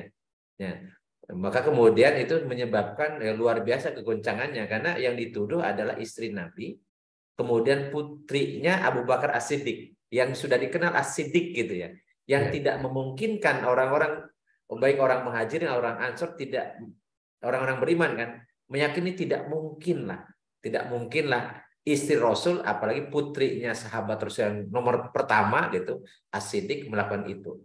Tetapi itulah yang dilakukan orang-orang munafik. Jadi memang orang-orang yang biasa menuduh tanpa bukti, orang bikin hoax sekarang gitu ya, bikin fitnah, hoax fitnah macam-macam, itu punya tanda-tanda munafik. Tapi kita tidak bisa memastikan dia munafik beneran gitu. Apakah dia munafik itikodi atau bukan gitu ya. Tapi bisa jadi orang seperti adalah munafiknya, nifaknya nikmat amali. Yang di amaliyahnya, di aktivitasnya ada perbuatan karakter orang munafik. Atau tanda-tanda munafik. Maksudnya bukan kalau Rasulullah alamatul munafik, alamat itu tanda indikasi gitu ya, indikasi. Tapi belum munafik beneran gitu. Belum pakai alif lam al munafikun, belum. Kalau sudah al munafikun itu sudah definitif dia orang munafik gitu kan. Nah, karena untuk memastikan munafik atau tidak, karena kita nggak tahu karena ini di hati dia kan gitu ya. Apakah benar dia itu kafir kepada Allah? Jangan-jangan mungkin dia itu ya tadi masih imannya ada, dia beriman pada Allah, tetapi dia masih melaksanakan amalan orang-orang munafik. Nah orang seperti ini terkategori orang-orang fasik, orang-orang yang menyimpang yang nanti akan dihisab.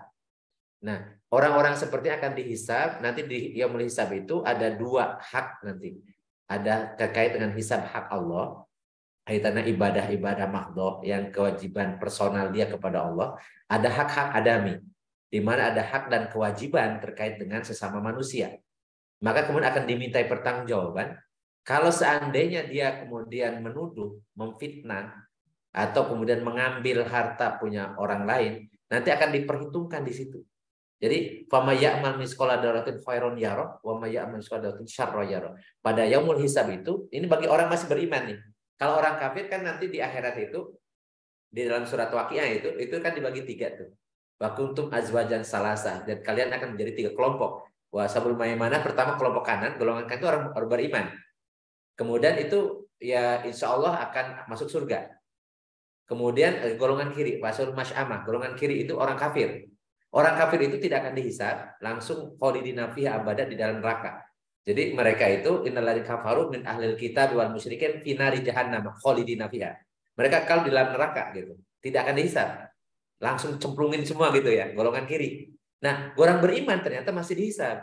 Nah, ketika dihisab itu fa amma man saqulat mawazinu fa huwa fi isyatir radiyah. Adapun orang yang ketika dihisab amal baiknya lebih berat daripada amal buruknya, maksiatnya ada, tapi kebaikannya lebih berat, pahalanya lebih banyak daripada dosanya. Maka dia dalam kehidupan dari doi, dia masukkan ke surga. Nah, seperti sebaliknya tadi, orang tukang fitnah, tukang nuduh, tapi masih beriman dia. Fa'amman khofat mawazinu, adapun orang yang amal baiknya lebih ringan daripada amal buruknya, lebih banyak dosanya ketimbang pahalanya, fa'ummu hawiyah, tempatnya di hawiyah. Wa ma adraka ma hawiyah, tahukah engkau apa itu hawiyah? Narun hamiyah, api yang menyala-nyala. Jadi masukin neraka, dicemplungin dulu ke neraka. Dan itu jadi kalau orang punya ciri-ciri orang munafik, jadi dia tidak masuk neraka selama-lamanya, tetapi karena konsekuensi dari tadi perbuatan-perbuatan tercelanya ketika terhadapan manusia, kan dia tadi nuduh, memfitnah, kemudian dengki, hasud, macam-macam, itu kan dipertanggungjawabkan. Bahkan Rasulullah pernah menyatakan, tahukah kalian orang-orang yang muflis itu orang bangkrut. Kata para sahabat, ya, muflis menurut kami itu yang tentunya punya harta banyak sekarang nggak punya. Kata Rasul bukan seperti itu. Orang yang di dunia itu banyak berbuat baik, tetapi juga banyak berbuat dosa. Menuduh, memfitnah, gibah, ngambil harta orang, macam-macam itu.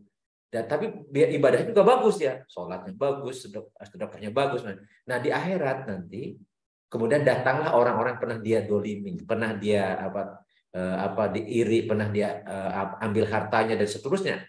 Maka mereka nagih dan dibayarlah dengan kebaikan-kebaikan yang dia punyai, pahala-pahala yang dia punyai. Sampai habis ternyata yang nuntutnya masih banyak. Hanya keburukan dari orang yang pernah dia zolimi, kemudian ditimpakan kepadanya sehingga dia tidak membawa pahala sedikit pun, kemudian Allah lemparkan dia ke neraka. Itulah orang yang muflis, orang bangkrut. Orang bangkrut. Jadi orang bangkrut ini mukmin tapi maksiatnya terutama terkait dengan hak adami, ya, sesama manusia ini yang lebih banyak dosanya, dosa kepada sesamanya. Makanya Rasulullah SAW manti-manti itu. Jadi senantiasa Rasulullah mengkaitkan dengan man yu'min billahi wal yaumil akhir, man kana yu'minu billahi, siapa yang beriman pada Allah dan akhir. Apa? Fal yukrim jarahu, muliakan tetanggamu. Fal yukrim dhaifahu, muliakan tamumu. Kemudian siapa lagi ya bagaimana ketika kita bertemu dengan seseorang gitu, jangan sekalian remehkan kebaikan meskipun berjumpa dengan saudaramu dengan wajah berseri-seri, tersenyum di hadapan saudaramu adalah sedekah. Kemudian tahabu saling beri hadiahlah kalian, maka kalian saling mencintai dan seterusnya. Justru hubungan sesama itu, sosial itu, dan Rasul tidak menyatakan tetangga itu yang muslim saja, enggak. Pokoknya tetanggamu. Doaif itu tamu itu tidak mengatakan tamu yang muslim saja, enggak. Jadi pokoknya tamumu gitu ya. Dan kemudian kita berwajah ceria gitu, senyum itu tidak mesti harus sesama muslim. Non muslim pun yang bukan musuh. Jadi yang non muslim itu kan ada kafir, itu ada 2, kafir dhimmi dan kafir harbi. Kalau kafir dhimmi kafir yang punya jaminan hidup bertetangga baik dengan kita. Ya, dia bukan musuh gitu kan. Tapi ada yang kafir harbi yang memusuhi, memang itu hubungannya hubungan permusuhan kan gitu. Tapi kalau sesama dengan yang dhimmi yang dia bertetangga baik, dapat jaminan dari negara ya, tidak memusuhi, tidak memerangi, maka kita harus melakukan hal yang ma'ruf tadi, yang baik menurut sesama manusia gitu. Itu kaitannya dengan hak adami. Jadi yang tadi yang ditanyakan oleh Mas Hari tadi ya, itu kalau ya asumsi saya dia bukan orang munafik itikodi gitu ya, tapi munafik amaliyahnya yang memang kita punya kewajiban untuk nasihati. Kalau dia mau menerima nasihat. Tapi biasanya orang seperti ini tidak mau dinasehati. Karena dia merasa lebih pinter. Iya. Lebih soleh kan gitu jadi Pak. Baik, Pak. Iya, terus Pak Ustaz. Sama-sama. Makasih Pak Ustadz, makasih Mas Hari pertanyaannya. Alhamdulillah sudah 25 yang bergabung Ustadz ya, 25 termasuk Ustadz. Dan jika masih ada yang ingin ditanyakan, monggo dipersilakan teman-teman semua. Yang belum kelihatan itu udah Daniel ya. Iya. Kayaknya lagi sibuk dia. Biasanya langsung nyaut kalau di grup hadir. Iya. Kemarin kayaknya ada 2 orang. Gimana Mas? Kemarin ada 2 orang kayaknya. Iya. Itu sama Kang Ucin. Kang Gugut ada pertanyaan? Kang iPhone, Kang Gugut. Oh ya, ya iPhone itu ya Kang Gugut ya. Baik Ustadz, kalau ya insya Allah sorry ini ya belum dirubah ya, maaf. Oh nggak apa-apa, bercanda. Tadi mati sih. Soalnya tadi mati ternyata berubah sendiri, padahal udah ditulis. Sehat Kang Gugut? Alhamdulillah. Masih di jalan atau sudah ada di rumah? Udah di rumah. Cuman ini apa namanya baru nyampe lah, kira-kira setengah jam lalu lah. Ya sebelumnya saya ngucapin ini dulu deh. Assalamualaikum warahmatullahi wabarakatuh. Mohon maaf lahir batin. Semua ya, maaf ini soalnya saya juga mungkin baru gabung lagi nih. Ini baru mulai juga. Iya kan 2 bulan istirahat Kang. Kita iya itu dia. Jadi sempat tadi saya lupa kalau misalnya hari ini ada pengajian, makanya ternyata pas dalam perjalanan pulang dari kantor ternyata lumayan perjalanannya asik juga gitu ya. Ini Pak Ustadz, saya itu ada satu yang sering mengganjel ke hati saya itu gini. Jadi seringkali ini kan ya dari beberapa pengalaman lah. Contoh lah kalau misalnya kondisi sekarang lah kan gitu. Nah kita kan seringkali banyak sekali nih ya program-program yang isinya kayaknya bagus. Bungkusnya bagus gitu. Jadi bawakan banyak program ini mensejahterakan selalu, dan objeknya itu kan orang-orang yang tidak mampu, bahkan orang-orang kecil lah. Kalau misalnya yang saya alami itu, yang sekarang saya alami itu kan di petani-petani kecil gitu loh. Nah, kelihatannya bahwa ternyata yang program itu sebetulnya hanya bungkusnya aja gitu. Nah, dia program ini dikerjakan itu justru yang memperkaya malah mereka-mereka yang di golongan atas ini, tapi mengatasnamakan gitu loh Kang. Itu kan sering kejadian itu. Nah, itu kan hatinya kelihatannya wah hebat gitu ya, seolah-olah ingin menolong orang kecil, tapi di dalamnya kan busuk sekali. Sebetulnya mereka ini menindas karena orang-orang yang kesulitan ini gitu loh Kang. Nah, ini yang nah saya pernah berhadapan langsung dengan hal-hal seperti itu. Begitu saya melawan kasarnya gitulah, membuat ini semua, justru sayalah yang jadi kasarnya apa sih namanya, orang yang tersingkir gitu loh Kang. Itu sering, itu ya bukan saya aja lah, ini teman-teman tim juga seperti kurang lebih kayak gitulah Kang. Apakah ini termasuk dari golongan-golongan munafik juga orang-orang seperti itu, ataukah apa gitu Kang? Soalnya itu benar-benar gimana lah rasanya. Iya. Gitu, ini terkait dengan pertanyaan Kang Gugut ini, maka Allah dulu kan Rasulullah SAW menghadapi orang-orang seperti itu. Maka Allah turunkan namanya surat Al-Ma'un. Surat Al-Ma'un yang insya Allah teman-teman semua sudah hafal. Tapi selama ini penafsirannya menurut saya nggak kurang pas. Yaitu ara'aital ladzi yukadzibu biddin. Itu ayat yang diawalinya ara'aital ladzi yukadzibu. Tahukah engkau wahai Muhammad, orang yang biasa terjemahnya mendustakan agama kan? Itu ada satu huruf yang dibuang, bi-nya, huruf jar-nya. Itu harusnya maknanya, makanya kenapa saya sering memahami bahasa Al-Qur'an ya. Karena kalau misalnya artinya tahukah engkau orang mendustakan agama, berarti ada satu huruf huruf jar yang dibuang maknanya. Jadi dianggap tidak berfungsi. Padahal itu inti substansinya di situ. Tahukah engkau wahai Muhammad orang yang berdusta dengan menggunakan agama?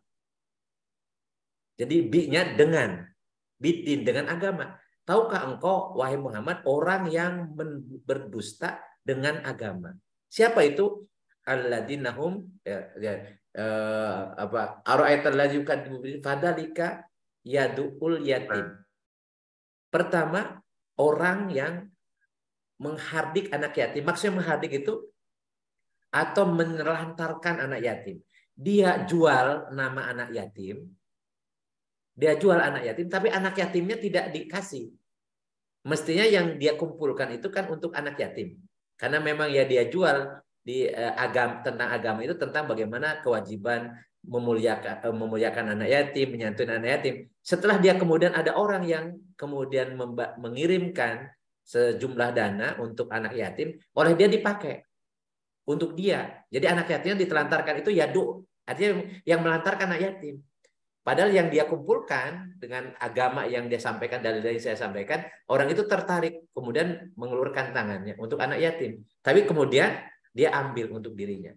Kemudian siapa lagi? Wala yahudu ala ta'amil miskin, yang tidak mendorong orang untuk menyantuni orang-orang miskin. Jadi memberi makan orang miskin. Jadi yang dia jual itu bagaimana tentang hak-hak kaum alfa, harus memberi makan kepada orang-orang fakir miskin. Tetapi setelah terkumpul bukan untuk orang-orang miskin, tapi dia kumpulkan untuk dirinya. Itu orang yang ya apa? Yukadzibu bidini. Yukadzibu bidini. Jadi berdusta dengan agama. Dan kemudian berikutnya, orang ini cerita orang munafik ini surat Al-Maun itu. Yaitu fawailul lil musallin, celakalah orang yang sholat. Maksudnya orang sholatnya munafik. Ya, siapa itu? Alladzina hum an sholatihim sahun, yang itu sholatnya sahun. Sahun itu artinya sholatnya tidak didasari oleh keimanan. Sholatnya tidak didasari oleh keyakinan. Ya. Yaitu sahun artinya. Sahun itu lalai. Jadi hatinya nggak sholat. Jiwanya nggak sholat. Dia sholat itu kenapa? Alladzina hum yuraun, yaitu orang yang ria. Dia sholatnya itu, makanya dia celaka. Walaupun sholat tapi celaka. Kenapa? Karena sholatnya ingin dilihat orang saja. Karena hatinya dia tidak meyakini, tidak dasar dengan keimanan. Makanya hatinya itu sahun.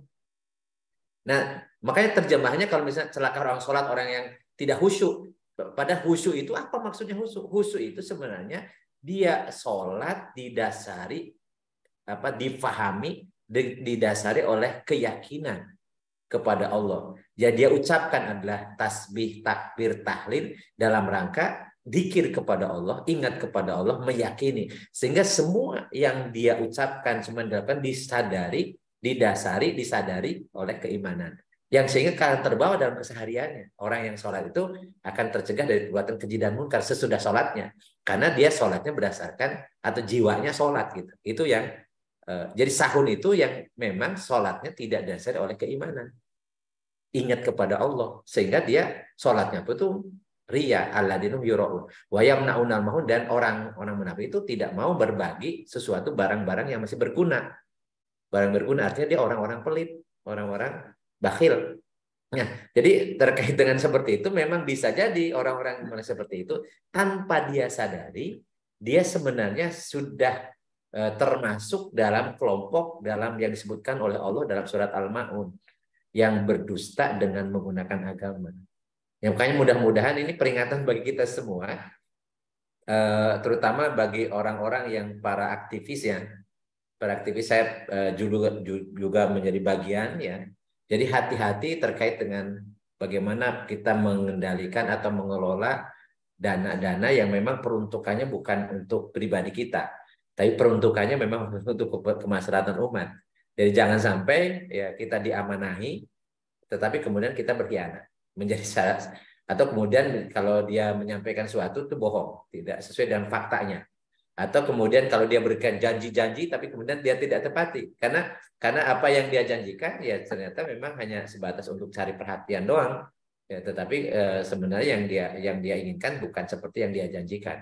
Itu menjadi punya tanda-tanda orang munafik.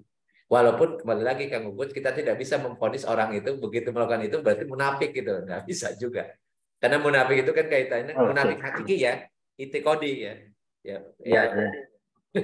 Jadi, tapi dia memiliki karakter ciri orang munafik. Munafik. Nah, soalnya gini, salah satu yang saya hadapi itu kan gini kan. Contoh nih, data yang kami pegang itu kan data yang harusnya sebenarnya supaya kita bisa membuat kebijakan sesuai dengan kondisi. Sebenarnya ini data ini kan dirubah-rubah supaya kelihatan bagus sehingga bahwa pekerjaan ini bagus untuk nama dia kan kelihatannya gitu. Tapi orang yang sebetulnya terkena pekerjaan itu dia tidak mendapatkan apa-apa, bahkan mungkin kayak kondisi sekarang malah tambah sulit gitu orang itu gitu loh. Bukan itu yang sering sekali saya temui di lapangan tuh kondisi-kondisi seperti itu. Jadi kadang-kadang ya Allah kayak gini, ini kenapa yang membuat saya terus terang bukan apa-apa, saya tuh jadi takut sama apakah ini memang sudah mendekati dunia ini semakin tua dan kita sendiri jadi jangan sampailah kepleset sudah dengan kondisi seperti ini ke bawah jalur yang ininya gitu ke jalur yang negatif lah kasarnya kayak gitu kan. Walaupun itu ujungnya malah sekarang yang orang-orang di posisi itu kok kayak orang tersingkir, bahkan dibilang ya kalau boleh dikata saya juga termasuk dibilang sampai ada berapa orang bilang saya kadrun radikal lah apalah karena hanya perbedaan kata-kata ini gitu loh kan. Saya memperbaiki ini malah dibilang menjegal posisi yang lain gitu itu kan mereka. Itu yang itulah yang kejadian. Jadi itu yang saya takutin tuh sebenarnya di situ Kang itunya. Jadi gini, memang jangan pernah kita khawatir, itu kan. Jadi lawan orang munafik itu kan orang yang mukminun al-haqq, orang beriman betul-betul beriman. Karena orang-orang yang betul beriman itu ya sebenarnya tidak ada yang dikhawatirkan, tidak akan sesuatu yang bisa mengecewakan. Jadi innal ladzina qalu rabbunallahu tsumma istaqamu tatanazzalu alaihim malaikatu alla takhafu wa la tahzanu wa absyiru bil jannati allati kuntum tu'adu. Jadi sesungguhnya orang yang mengatakan Tuhan kami adalah Allah dan istiqomah. Istiqomah itu komitmen. Punya komit dengan keimanan itu dia konsisten maka Allah akan menurunkan malaikat kemudian mengatakan alla takhafu wa la tahzanu, jangan pernah khawatir hidup ini dan jangan bersedih.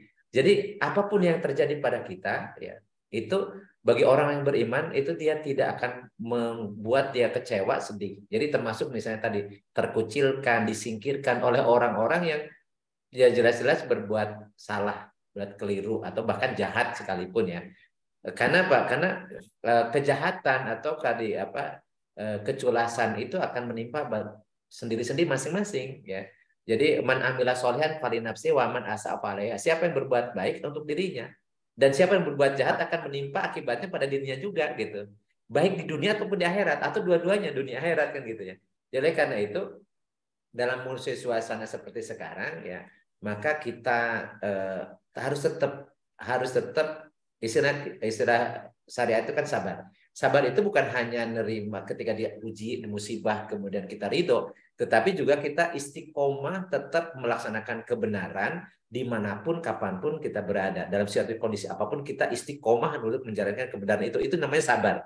Jadi sabar untuk tetap berpegang teguh pada tali agama Allah, tidak melihat situasi kondisi, jangan sampai kita terbawa. Jadi jangan sampai kita ya tadi ikut-ikutan, apalagi kemudian ya mengatakan ini kan zaman edan, kalau tidak ikut edan nggak keduman, itu pemahaman yang keliru.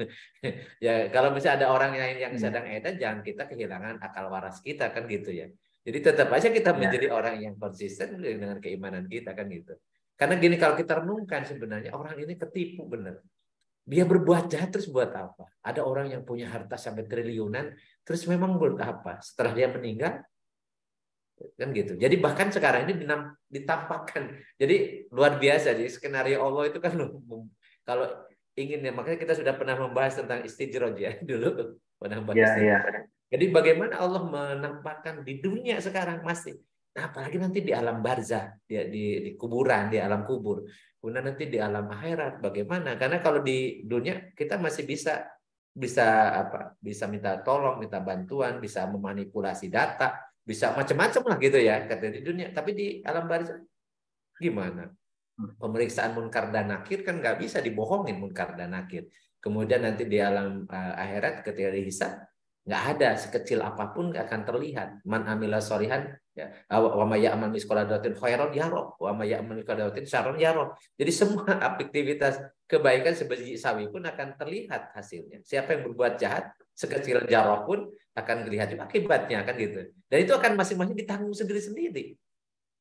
Jadi ya, tapi itu kalau misalnya kita masih akal kita masih waras dan masih iman masih ada dalam hati kita. Insya Allah kalau misalkan masih iman, insya Allah pada suatu titik kalau ataupun kita pernah terpeleset kepada kesalahan, itu ada rasa penyesalan. Ingat, penyesalan kalau kita merasa setelah kita berbuat salah itu karena ekspresi dari iman. Karena orang-orang yang kehilangan imannya itu berdosa itu dianggap biasa-biasa saja, bahkan dia bangga dengan dosanya. Jadi orang-orang yang tidak beriman itu atau orang munafik itu kalau berbuat dosa pun bangga dengan dosanya. Bahkan dia semakin sombong, semakin menjadi-jadi gitu. Kenapa? Karena orang-orang seperti ini kalau sudah melupakan Allah lupakan, Allah biarkan gitu. Udah, kalau Allah membiarkan hambanya itu ya kehancuran dunia akhirat. Berat. Makanya kita senantiasa ingat kepada Allah agar Allah juga ingat kita gitu. Kita mencintai Allah agar Allah mencintai kita, kan gitu ya. Jadi memang hukum sebab akibat seperti itu. Ya, mudah-mudahan mudah-mudahan kita ini walaupun katanya zamannya bukan zaman yang edan, cuma banyak orang edan. Iya. Di zaman ini udah banyak semakin rakus ya. Edan. Kita tetap ya nggak apa-apa disebut radikal. Saya sering disebut radikal juga. Iya. Waduh, pokoknya udah ini. Pokoknya kadun parah saya itu disebut ya karena gini kayak gitu tadi ya. Jadi kasar kata lah. Jadi banyak hal ya yang sekarang itu justru yang dikerjakan itu yang apalagi kebijakan yang sekarang ini justru bukan untuk memperbaiki kondisi masyarakat yang sesungguhnya yang membutuhkan lebih tepat. Justru malah memperkaya mereka yang tidak pada tempatnya kasarnya gitu kan. Betul. Itu yang dan itu merasa gitu. merasa tidak bersalah gitu. Iya, dan merasa itu yang lebih parah gitu lagi loh, merasa berjasa. Betul lah, itu yang ngeri gitu begitu. Inilah yang jadi ya salah satu kenapa saya jadi senang ikut pengajian karena ketakutan itu sebetulnya kan. Jadi harus saling kondisi seperti ini, jadi ada rasa takut gitu. Iya. Harus saling karena takut aja lah. Apalagi saya takut ASN. Dalam kondisi kasar kata lah ya, kondisi sekarang. Kondisi yang sudah seperti ini ya takut kepleset gitu loh. Kalau apalagi sekarang kan yang betul kalau nggak kata, dan yang paling ngeri itu kata bos sekalipun salah, tetap harus diikuti walaupun kita tahu itu salah gitu loh, Kang. Itu yang ngeri juga kondisi sekarang seperti itu gitu. Jadi saya terus itu ketakutan itu. Kamu takut insaf ya? Kenapa Jawa? Takut insaf. Bukan.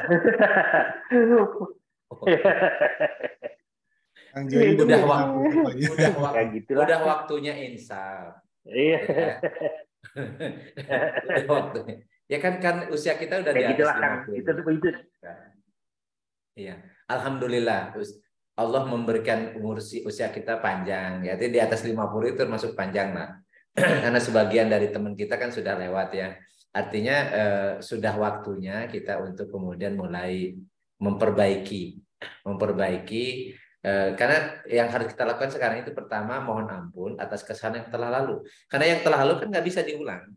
Sesuatu yang terjadi baik dan buruk itu sesuatu yang sudah berlalu. Ya itu kalau baik alhamdulillah kita mohon Allah menerima sebagai amal ibadah kita. Kalau buruk kita mohon ampun pada Allah kan supaya dihapuskan dosa-dosa itu kan gitu.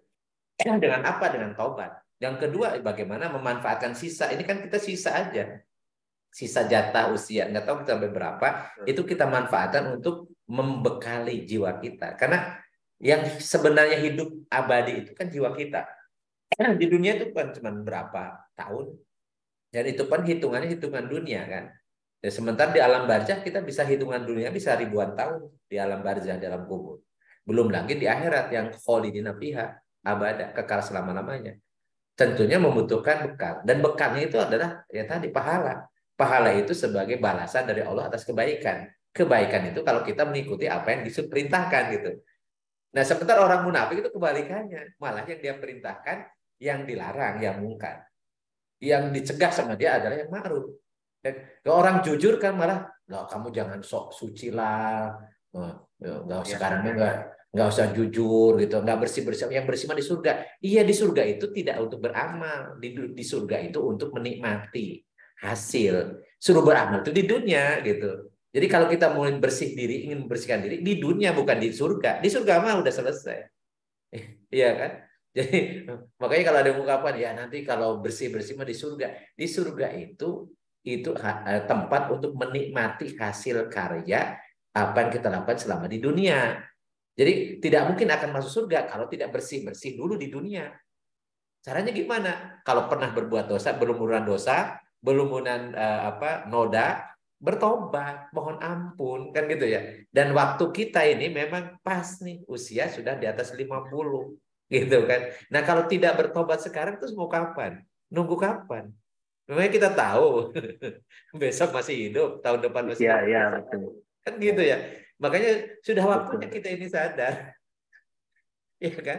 Terus mau karena jangan sampai gini, sudah usia di atas 50 mencari apa? Bekal untuk di masa tua. Sekarang sudah tua. Bukan untuk menabung untuk hari tua, sekarang udah hari tua. Sekarang itu tinggal menikmati hari tua, kan gitu ya. Walaupun penampilan kayak anak muda, kita sudah tua. Apalagi kalau sudah dipanggil abah, wah dia sudah tua. Iya. Jadi lebih gitu. Makasih. Sama Kang Ugut, makasih banyak Ustaz. jawabannya. Alhamdulillah sudah setengah 11 di Samarinda. Kang Cici masih setia. Monggo Ustaz ditutup dengan baik teman-teman. Insya Allah minggu depan kita lanjut lagi. Alhamdulillah nih yang kumpul ada 25 memang jumlahnya biasanya sekitar itu ya, 20 antara 20-30. Alhamdulillah, mudah-mudahan kita berdoa mudah-mudahan amal ibadah kita di bulan Ramadan Allah terima, dosa-dosa kita Allah ampuni, ya mudah-mudahan kita diberikan kesehatan, umur panjang untuk ibadah, untuk memperbaiki diri kita semua.